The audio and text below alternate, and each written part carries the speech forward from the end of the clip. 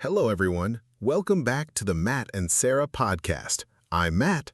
And I'm Sarah. Hi, everyone. It's so great to have you here with us today. Yes, we are so happy you are listening. This podcast is for English learners. We speak slowly and clearly so you can understand everything. That's right. If you are a beginner or if you know a little English, this podcast is perfect for you. We are here to help you. Today, we have a very useful topic. I think many of you will love this episode. Oh, yes. I already love this topic because, Matt, I remember when I was learning a new language, it was so hard to remember new words. Me too. You study a word today, and tomorrow, gone. You forget it completely. Exactly. And you feel frustrated. You think, why can't I remember this? But today, we are going to help with that.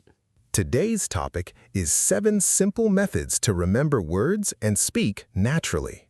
7 methods. That's a lot of good information. And they are all simple. You don't need anything complicated. Yes, you just need to listen, learn, and practice. And we are going to explain everything step by step. Perfect. So are you ready, everyone? Let's start with method number 1. Okay, method number 1. This is probably the most classic method. It's called repetition. Repetition means you say or write the word many times. Right. For example, if you learn the word beautiful, you don't just say it once. You say it again and again. Beautiful, beautiful, beautiful. Exactly. And your brain starts to remember it because when you repeat something many times, your brain thinks, oh, this is important. That's a great way to explain it, Matt. Our brain loves repetition. When we hear or say something many times, it becomes easier to remember. Yes. Think about your favorite song. You know all the words, right? Why? Because you listen to it many times. That's repetition. Oh, I love that example. Music is great for learning. When you listen to a song in English and you hear the same words again and again, you start to remember them naturally. So for this method, our tip is, when you learn a new word, say it 10 times, write it 5 times, and try to use it in a sentence. Yes, using the word in a sentence is so important. Don't just memorize the word alone. Try to put it in context. For example, the flowers are beautiful. She has a beautiful smile. And there's another form of repetition that many people forget about, reading. When you read in English, you often see the same common words again and again, and each time you see them, your brain gets more comfortable with them. That's a great point. Reading is a kind of passive repetition. You're not trying to memorize. You just see the word so many times that it becomes natural. And the same happens with listening. When you listen to podcasts, music, or audiobooks in English, you hear the same vocabulary patterns over and over. So repetition is everywhere. You just need to expose yourself to English as much as possible. The more you hear it and see it, the more you remember it. Exactly. And don't get frustrated if you forget a word even after repeating it. That's normal. Just go back and repeat it again. The brain needs time. Yes, be patient with yourself. Language learning is not a race. It's a process, and repetition is one of your best tools in that process. Great examples, Sarah. So that's method 1, repetition. Say it, write it, read it, listen to it, and use it many times. Simple but powerful. Let's go to method 2. Method number 2 is very fun. It's called visualization. That's a big word, but the idea is simple. Connect words to pictures in your mind. Oh yes, I love this one. When I learn a new word, I try to see a picture in my head, not the translation, a real image. Exactly. For example, the word apple. Don't think of the word in your language, think of a red apple. A big, red, shiny apple. You can almost taste it. Now I'm hungry. But yes, that's the idea. You create a mental picture, and pictures are much easier to remember than just letters or sounds. Right. Our brain is very good with images. Scientists say we remember pictures much better than words, so use that power. And you can make the image funny or strange. That helps even more. For example, if you want to remember the word elephant, imagine a giant elephant sitting at your kitchen table eating breakfast. That's a great image. I will never forget that. A giant elephant eating cereal at the kitchen table. See? Now you remember it. The funnier or more unusual the image, the better. Your brain pays more attention to unusual things.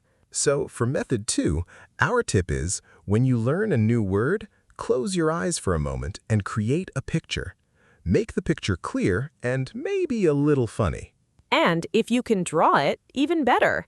You don't need to be a good artist. Just a simple drawing can help a lot. Wonderful. Method 2, connect words to images. Very powerful technique. Now let's go to method 3. Wonderful. Method 2, connect words to images. Very powerful technique. Now let's go to method 3. Method number 3 is one of my favorites, and it's very practical. The tip is, use the new word in a sentence immediately, right away. Don't wait. Yes, this is so important. Many students learn a word and they think, I will use it later, but later never comes. Exactly. The best moment to practice is now. As soon as you learn a new word, try to make a sentence with it. For example, let's say you learn the word nervous. Don't just write it down, think of a sentence. I feel nervous before a test, or she was nervous at the job interview. Perfect. And the sentence should be about your real life. Use words that are true for you, because personal sentences are easier to remember. Oh, that's a great point. If the sentence is about you, your family, your job, your feelings, it has a real meaning, and you remember it better. Right. For example, my dog is very playful. Or, my boss is very serious. Something real from your life. I like that. So the tip for method 3 is, make a personal sentence with the new word. Think about your real life, your experiences, your feelings. And try to write at least 2 or 3 sentences. The more you use the word, the more it becomes yours. Becomes yours. I like that expression. The word becomes yours. You own it. It's not just a word on a page anymore. It's part of your vocabulary. Exactly, Matt. That's the goal. Now let's move on to method number 4. Method 4 is very practical and efficient. It's about learning words in groups. Instead of learning one word at a time, you learn words that are related to each other. Yes. For example, instead of just learning the word happy, you also learn sad, angry, excited, nervous, surprised. These are all emotion words. They are a family. I love the idea of a word family. It makes so much sense.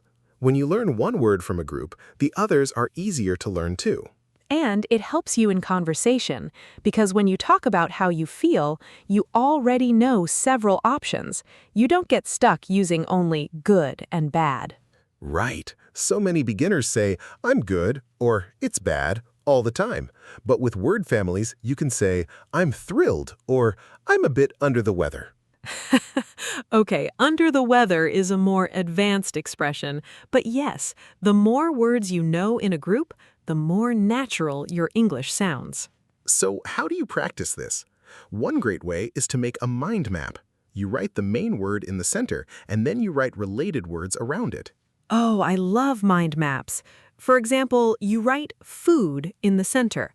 Then around it, you write breakfast, lunch, dinner, cook, eat, recipe, restaurant, delicious. Perfect. And you can add more and more words as you learn them. Your mind map grows bigger and bigger. And it's fun to make. You can use colors, drawings, whatever you like. Make it yours. Another great way to group words is by using themes from your daily life. For example, words you use at work, Words at home, words at the supermarket.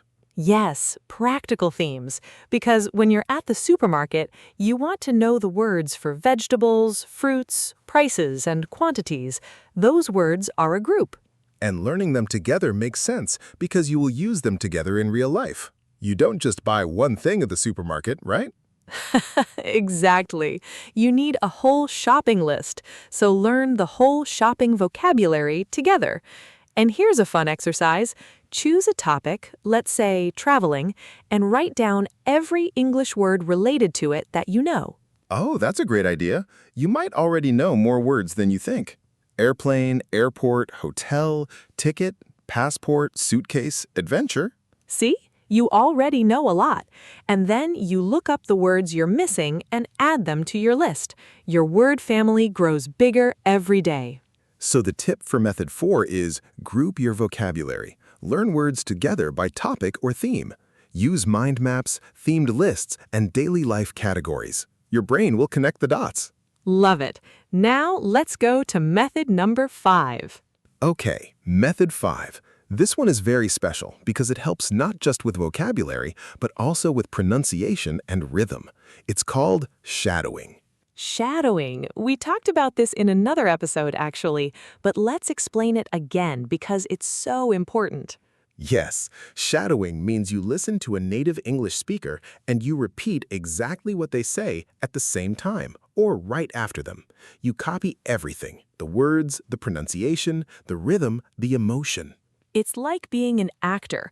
You imitate the person completely, not just the words, but the way they speak. Fast or slow, loud or quiet, everything.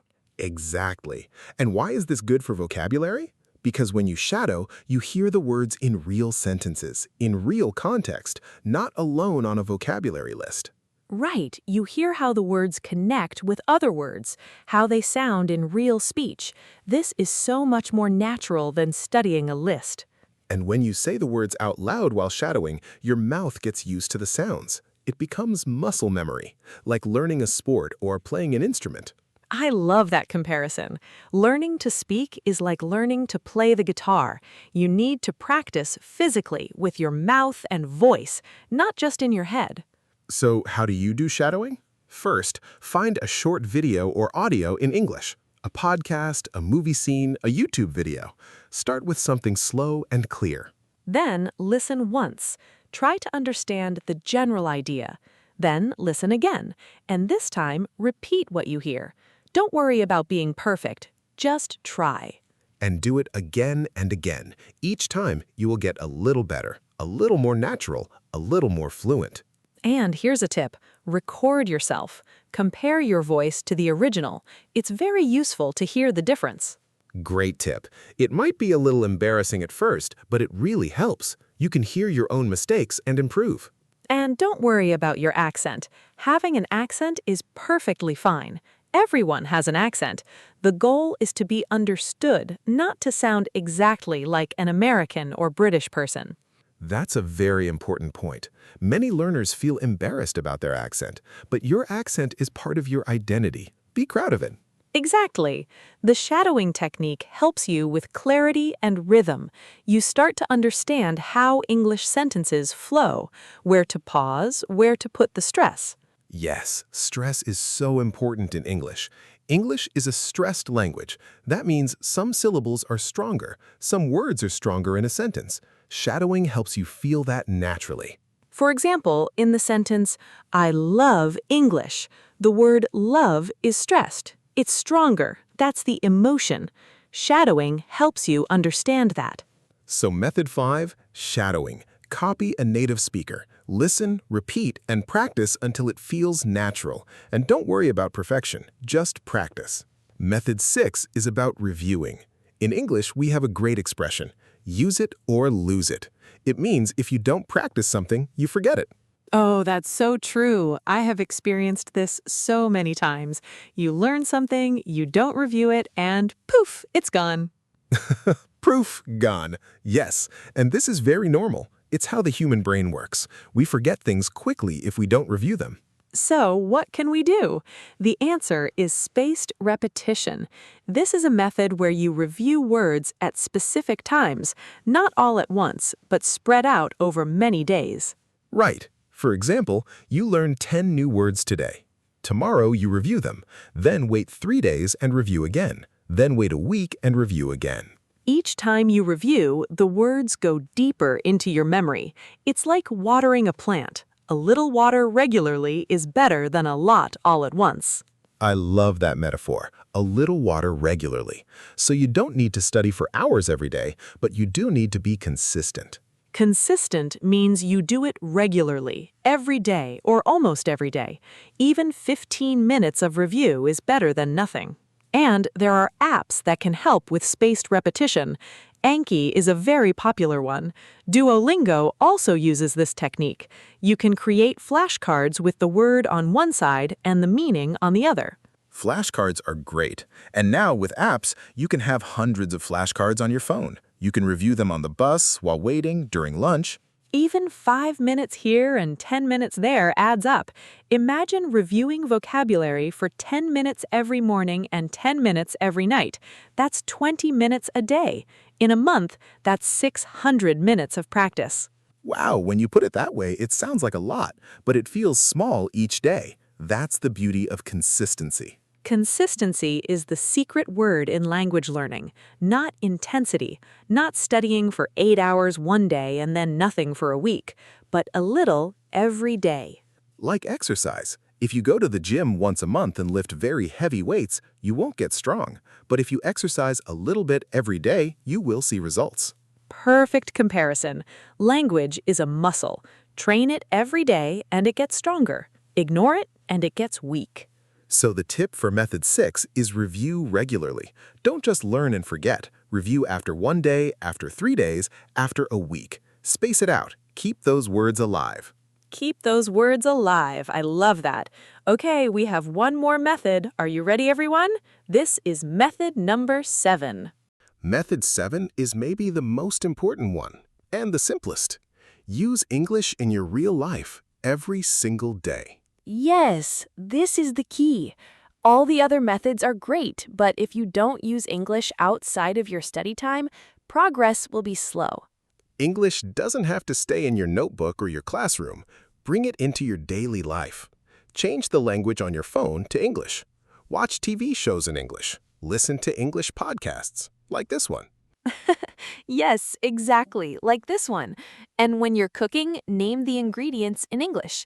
When you're walking, describe what you see.